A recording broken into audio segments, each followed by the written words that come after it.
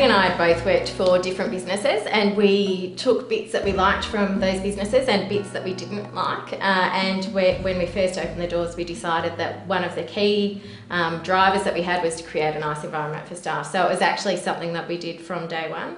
And something that we pride ourselves on as well. So it hasn't really been trial and error. We've created an environment that we would want to work in if we were staff. Passion. If you don't have passion for your product, it doesn't really, I don't think it works. I think it's seen, your customers will see straight through that if there's no passion there by the person. If you're just there to make money out of people, that shows, and you will lose people. My main big learning out of being in business is to treat people the way you'd expect to be treated yourself. And that is an oldie, but it is a goodie, and it's what we really live by. Because if people don't have respect for you, then you don't have anything. You don't have a business, you don't have good, loyal staff. But to earn respect, you've got to be respectful to others. And we always try and turn everything into a win-win situation. So it doesn't matter who we're dealing with, whether it's a customer or a staff member, there needs to be an upside for them and us. So everything's got to be a win-win. A really big one for me as a business owner is walking the talk.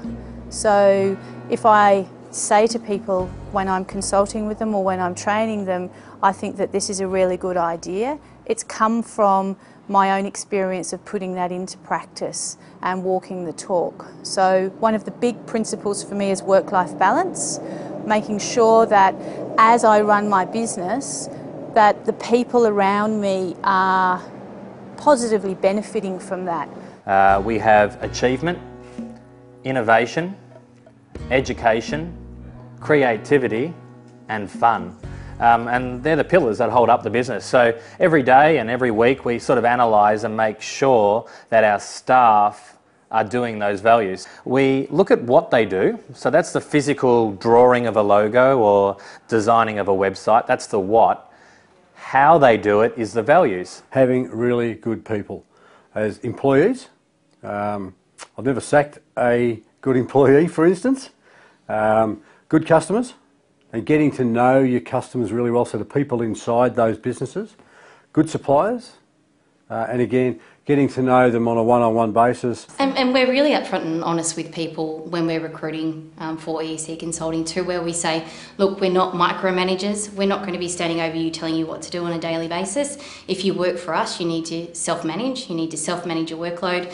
That creates an environment where you get flexibility, but you're also very accountable for the work that you do. The bigger you grow, the more, it's human nature, you're going to get a small percentage of issues arise out of your control. It's the way you handle those things that sets you apart from the rest, I believe. So I don't actually curse complaints or problems, because I think it's an opportunity to really turn things around and create a real loyal fan out of it, which always happens with us.